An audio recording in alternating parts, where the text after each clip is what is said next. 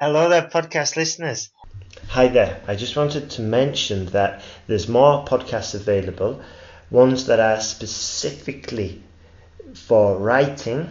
I think there's about 5 or 6 hours worth of writing advice, how to construct the essay, what to do, what examples to use, and there's about 10 episodes, I think, about speaking, about the IELTS speaking. So if you need help with your IELTS writing or your IELTS speaking, if those are your 2 weak points, go over to IELTSPodcast.com and there you will find another 27 episodes all explaining the IELTS exam, giving you tips, advice, powerful advice that'll help you score higher. So go over to IELTSPodcast.com and check that out and send me an email afterwards. This afternoon, or this episode, I've got a very experienced teacher who's been teaching for about 8 years. 5 of those years have been spent preparing students for official exams, ranging from the Cambridge exams to the IELTS exams. And on this episode, Julia, she's going to share with us a big list of the do's and don'ts, things that you should do, things that you shouldn't do for the IELTS exam. Okay then, welcome to the podcast, Julia. Hello, welcome. Okay, so Julia, could you just tell us a bit about yourself and where you've been teaching, your teaching style? Yeah. Yes, I am originally from Russia, and this is where I began teaching. I've been working for this school in Moscow, which is BKC International House, which is one of the schools of the International House network. Yes. And I've been with them for a very long time. I started as a student myself. I came to study English when I was a teenager. And then when I was at university, I came there to work just, as a receptionist because I needed some money. And when I graduated from my university, this is when I did my CELTA and I returned to the same school as an English teacher. And this is where I've been doing lots of professional development courses because the school in Moscow is there is a very good teacher training department, and one of the courses or a couple of the courses were specifically dedicated to teaching exams, Cambridge exams and IELTS. So when I had those students or those groups, I always, made sure that if there is something that I don't know, I go there and ask people who do know, because, they can be quite specific, those courses and those students. Mm-hmm. So, and now I got married and my husband is from England, so we moved here. And I do have exam students still, but at the moment only doing Skype teaching because my students are either Russian or Polish or from other countries around the world, and we basically meet in front of our monitors rather than me coming to a classroom of a group of 10 or whatever. Uh-huh. Right. Okay. And one thing, when you was doing the exam preparation classes, and you'll have seen lots and lots of students. Could I just get a quick? Could I just ask your opinion of which students generally succeeded more, and what was the characteristics they had?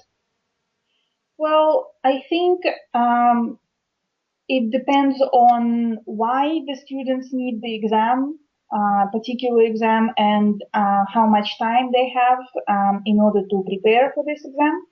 And it's not really the age that matters, because a lot of people say, well, teenagers are immature and and it's very difficult to motivate them. Well, I found, if teenagers knew why they needed the exam, like they wanted to study abroad and they only had a year and they had to do all the application process, a lot in advance.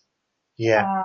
They did put in the effort and they were motivated and they did ask questions and they did do their homework. So I guess if it is a clear goal, if you've got a clear goal and you've got a limited time period and, well, obviously you are willing to do it and it's not somebody who decided for you that you need to take this exam, then it doesn't matter whether you're 15 or 50 or 75.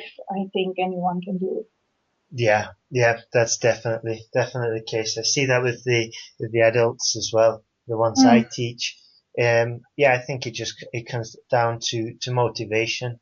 There's different like advantages. Young children, they seem to be, well, young adults, the brain's a lot fresher, but adult learners can also grasp more complex structures or ideas faster than younger students can. So I think there's a balance as well. Yeah, you're right. I would agree with that. Yeah. Okay then, let's get cracking. So, so you've made, from your experience, sharing your experience, you've made a list of what students should do and what they shouldn't do. So, yeah, well, this refers to a particular task in the IELTS exam. So we are talking about the writing section. yeah. And we are talking about the academic IELTS, where there are two tasks. Well, there are two tasks in both, the academic and the general, but only in the academic IELTS you need to describe graphs or charts or bar charts or stuff like that. Yeah. And a lot of people seem to be very scared of this task because you only have a very short time to do that. And since it is academic, it implies that you should be using, clever words and complex structures. And with such a short period of time, people tend to panic. So, to make their life easier and to actually show them that it's not that difficult, well, eventually, over the number of years and having lots of students struggle with it, I've come up with this list. So I guess we'll start with don'ts. Okay. Like what shouldn't you do? Because you can get lost in the list of, oh, I must do that, I must do this, and forget that there are very important things that you should avoid in this particular task. So one of them is that you shouldn't, or I would even say mustn't, include every single piece of data presented in the graph or in the chart or in some sort of visual representation. Because the task is summarize, select, and report the main features. Which means that if you start to analyze, even if you have the best English in the world, say you're a native speaker and you have 5 hours to do this task, it will just mean that you will come up with like 3 pages of text. And that's not what the exam is about. Exactly. Yeah? So you have a word limit and you have a time limit. So there's no way you will have enough time to talk about every single detail. So it's important to show that you can choose the main features and, analyze the main features and report them. Right then. So just to summarize, that's a question of selecting the correct information, just the main information, and having the ability to be concise. Sorry? To be concise. Exactly. Well, to be discriminatory as well, to eliminate the ones that we're not going to use. Yeah. Okay, Yeah. good point. Good point. Another thing that I find students sometimes do, because it's probably easier, is state a personal opinion. You Yes. shouldn't do that. It's not what the task is about. It doesn't ask what you think about this trend, or why you think people started buying more of this or less of that. Mm-hmm. So here, I normally tell my students they shouldn't use words like favorite or popular, because these are very, very common words, but they do show emotional attitude. How do you know that, say, people started doing more online courses because they are becoming more and more popular every year? Well, it Yes. might seem logical, and you might be, as an educated person, aware of the situation, but the graph doesn't tell you anything about the courses being popular. It just shows that, just shows the number of people taking online courses and the number of people taking face-to-face courses. So don't say that. Just state the blindingly obvious. This is um, something that people are sometimes scared of, again, because, well, everyone can see that. Why should I write it? Well, because that's the task. Just write what you see. Exactly. Exactly. It's being objective. And Right.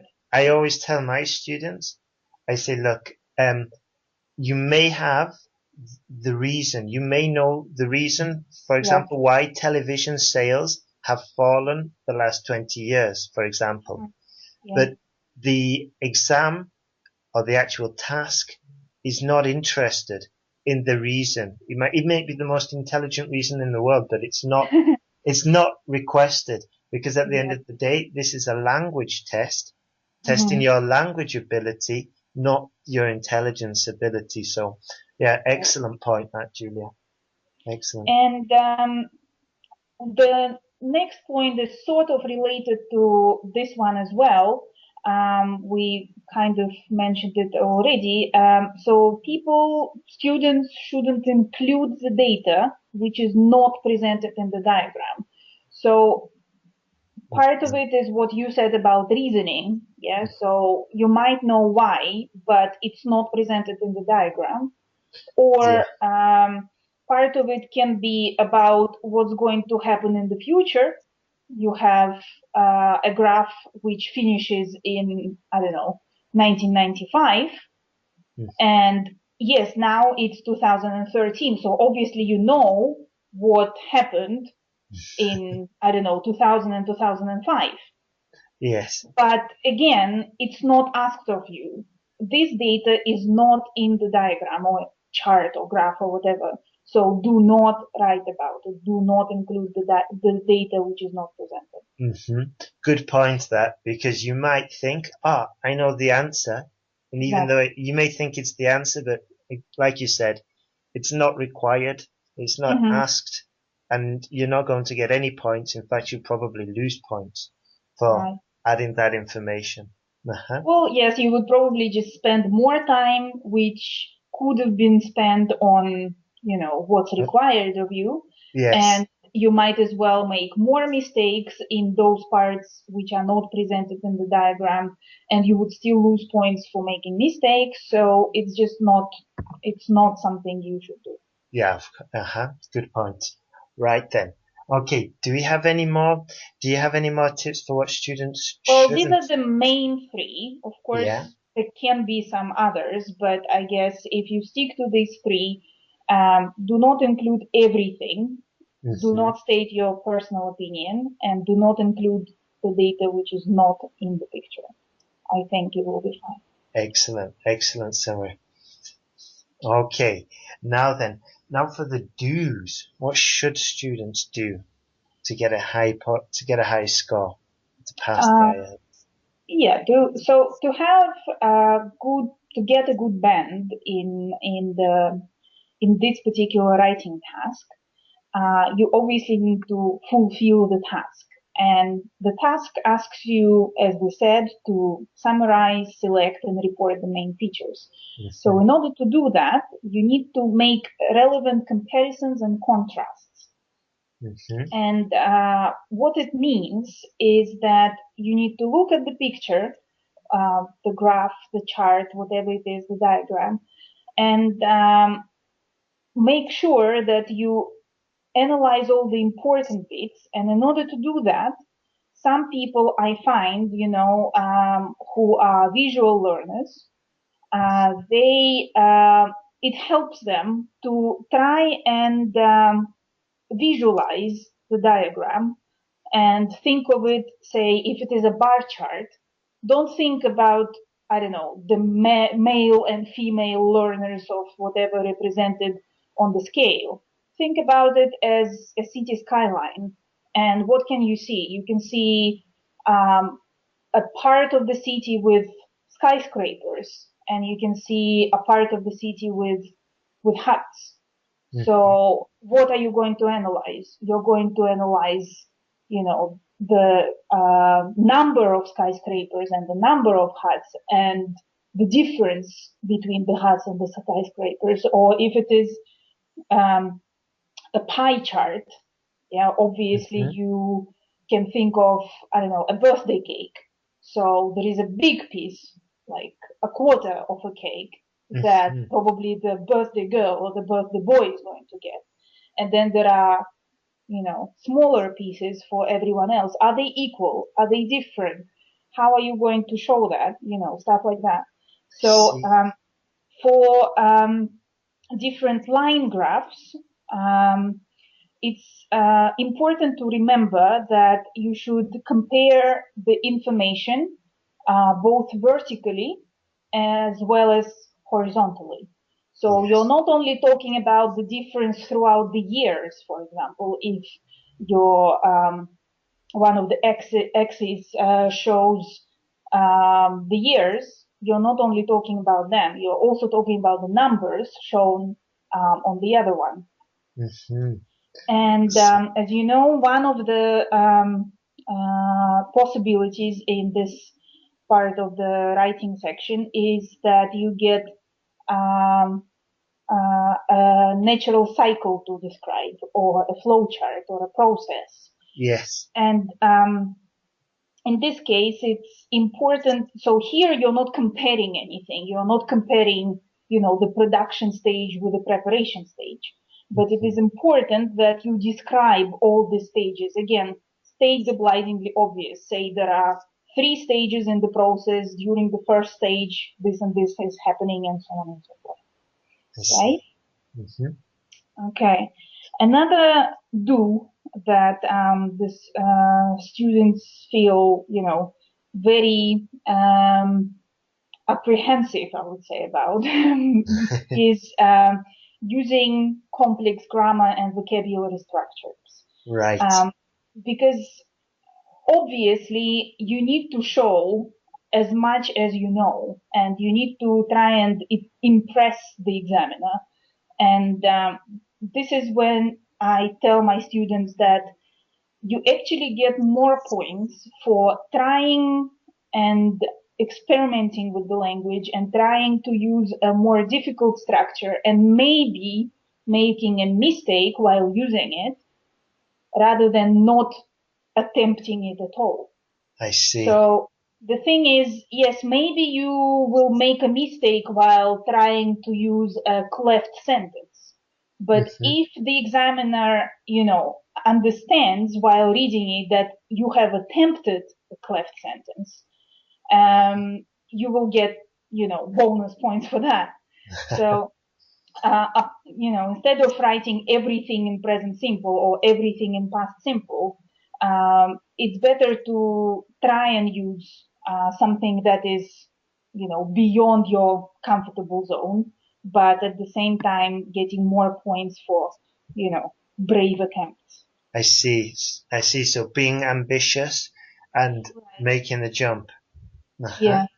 I see. Well, there are some obvious things, like for line graphs, you will need the vocabulary, like to rise, to peak, increase, Yes. decrease. So these are usually in all IELTS courses in any course book, and students who are preparing at home, they can find lots of material online, and it's usually not such a difficult thing to learn. Sometimes students have difficulties with vocabulary for chart description and comparison. Instead of saying like, I don't know, this year people bought 50,000 something, and the bar chart shows that the next year they bought 100 items of something. Yeah. Instead of just saying the numbers, it would be much better if you could say that they bought twice as many items as the previous year, or I don't know, every third of the way the number was increasing or decreasing or whatever. Yes. So these things help as well.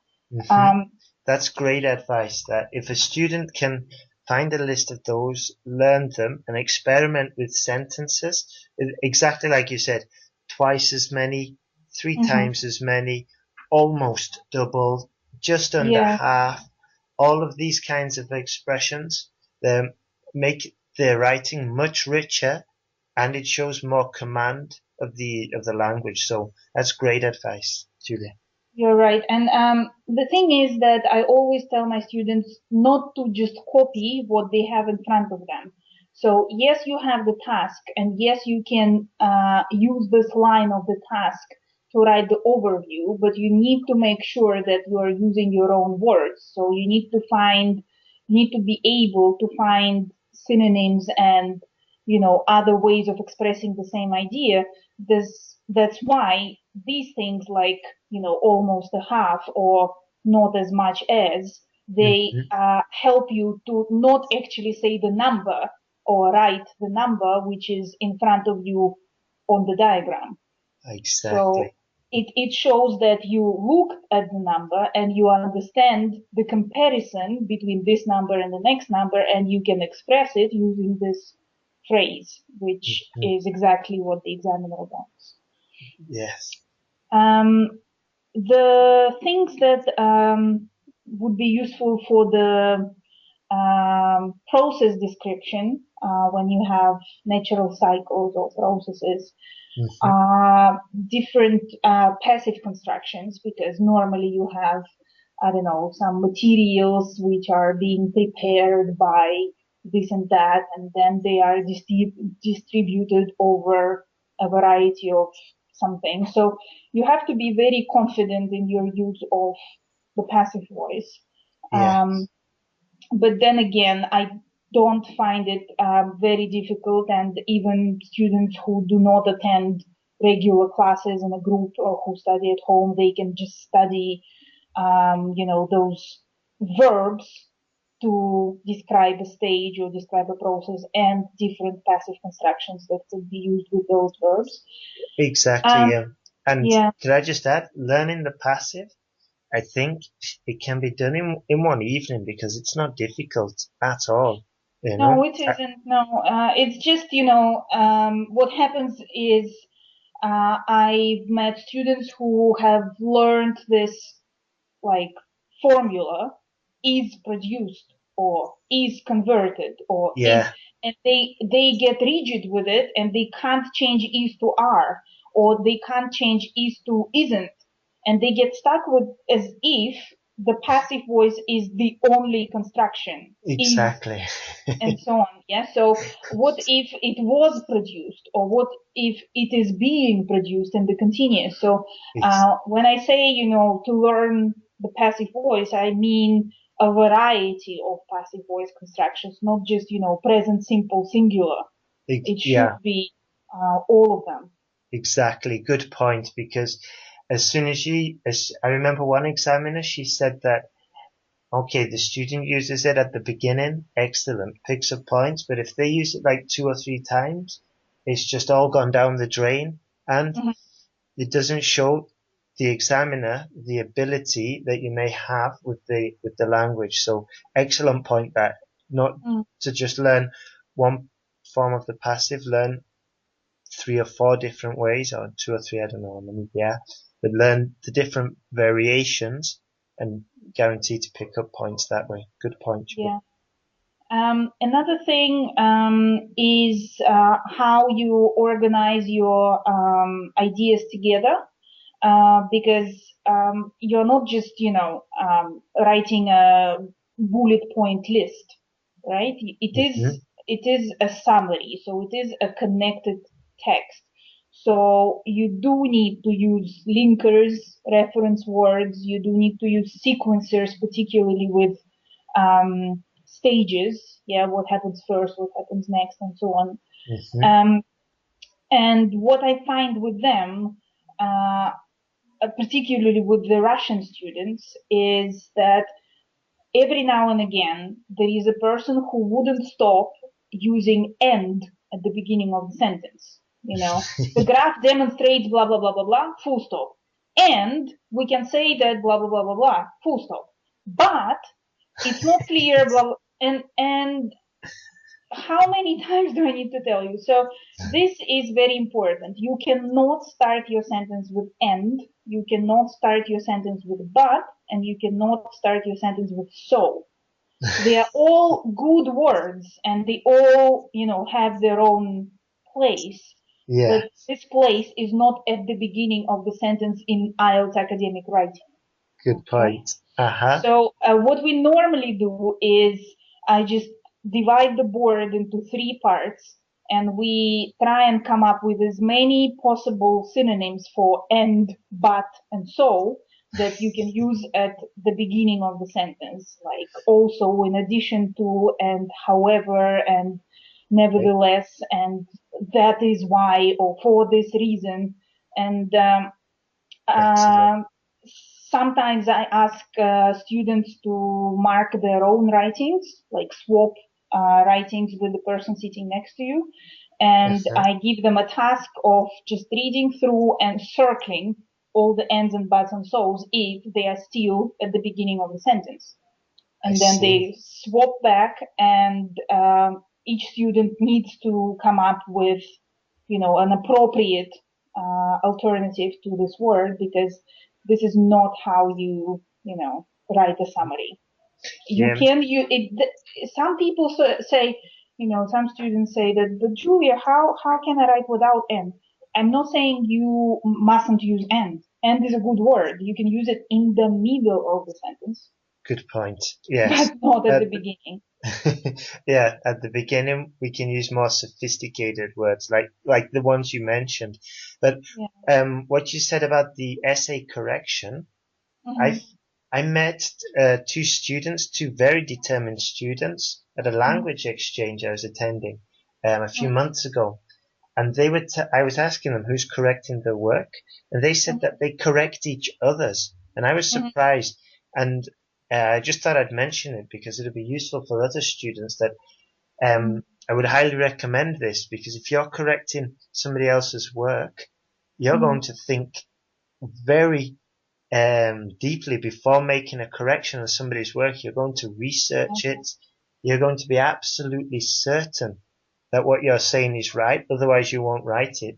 So I'd highly recommend that exercise, what you did. Yeah, if you do have somebody to exchange with, and to help each other with writing, that would be great. However, if you're just preparing on your own, and you're using the internet, and you may have bought a couple of books, so you're doing it all on your own, then I do feel that the checklists help. Again, you can find them on lots of sites. Like I have used, 3 different passive forms, or I have used 3 different linkers. I have used a variety of tenses. I have used, and so on and so forth. And then you just read through your text and see how many boxes you can tick, basically. And then what you do is you come back to those boxes which are not ticked, and you change your text, your summary, so that you can finally put a tick. It's a lot of work, but I guess if you have chosen to prepare on your own, you should be aware that it's going to take lots of your time and lots of your effort. Good point. Good point. What else do you have there on the list, Julia, for things students should do? Another thing that they should do, and again, it seems obvious, but as a teacher, I'm surprised at how many people actually don't do that. The thing is, you should, and again, I would even change it to must, you must use paragraphs. So you should divide your text into clearly visible and logical paragraphs. Okay, yes. It shouldn't be one chunk which starts, in the left top hand corner and finishes in the right bottom hand corner. Exactly. You should have clear parts. You should have overview. You should have body. The Russians are particularly, bad at not using paragraphs. And sometimes I find it because the way of showing that this is a new paragraph, I am starting a new paragraph, is different between how we write in Russian and how we write in English. Mm-hmm. So, but still, I mean, if you are an IELTS student and if you are preparing for an IELTS test, I guess you just need to use what is clearer. And what is clearer is if you just leave an empty line between your paragraphs. Yes. Do not presume that the examiner will understand. Make the examiner's life easier. And clearly show where it starts, clearly show where it finishes. And obviously with each paragraph you should have a main sentence which, summarizes what you're going to say. Then you should have the development of your paragraph with either an example of what you've written about in the main sentence, or some detail or some, explanation of what you wrote. And it shouldn't be just, okay, I'm going to miss a line every 3 sentences. So there should be a logical beginning of the paragraph, ending of the paragraph, beginning of the next paragraph, ending of the next paragraph. Yeah. So that's another thing that you should do, and that will get you a higher band. Exactly. Yeah. Just a side note that when I get an essay, which just looks like a block of text, I immediately just send it back. I don't even read it. I just say, put it into paragraphs first, then I will look at it. I completely agree with what you've said before, because writing in general, you could have all sorts of number of paragraphs, but here we are talking about basically 2. We are talking about the overview in paragraph 1 and the body in paragraph 2. And with the overview, what I tell my students from the very beginning is that without a clear overview, you won't get more than band 5. So if you cannot summarize in the first paragraph what's going on in this picture in front of you, 5 is the highest thing that you're going to get. Because if you look at those band descriptors for examiners, for band 6, it says, clear overview with a summary. For band 5, it says unclear overview with a summary. So what you need to do is you need to rephrase the rubric. So you have a task. The graph shows this and that. Please summarize and so on. So you basically need to think, as I said earlier, of the synonyms of the same words. You cannot just copy this sentence into your overview, but you have to rephrase it by changing the grammar and vocabulary structures. You need to make sure that you include the time periods that are shown in the diagram, the groups of data, the places, whatever it illustrates. If it is a process description, you need to make sure that in the overview you include the number of stages, the components that each stage needs. They can be materials or machines, and again, the places that are involved. Do these stages take place at the same facility, or are they divided, and so on and so forth. So this all should go in the overview. And in the body, you get more detailed, and you start with the general trends that refer to all the data, and you get more specific with, shorter periods of time, or narrower number data, and so on and so forth. Yeah, good point. That if a student wanted to get in contact with you, my Skype account is Julie Ivanes. That's JULI _IVANES. So you could just require to add me to your contact list and say that you are interested in IELTS preparation, and then we'll take it from there. Well, thank you very much, Julia. That's an awesome interview. Thank you for taking the time to share all of that information with us. I just wanted to say before we go that I'd strongly recommend students to get on the email list. Go to the IELTSPodcast.com, leave your email address, and then from there you get my email address, my personal email address, or one of them, and you can send me your questions. You can tell me what you're struggling with. If you've got any problems, just send me an email. Also, if you're on the email list, you get offers, you get tutorials sent to your inbox, and I'd strongly recommend it. So go over to IELTSPodcast.com and sign up.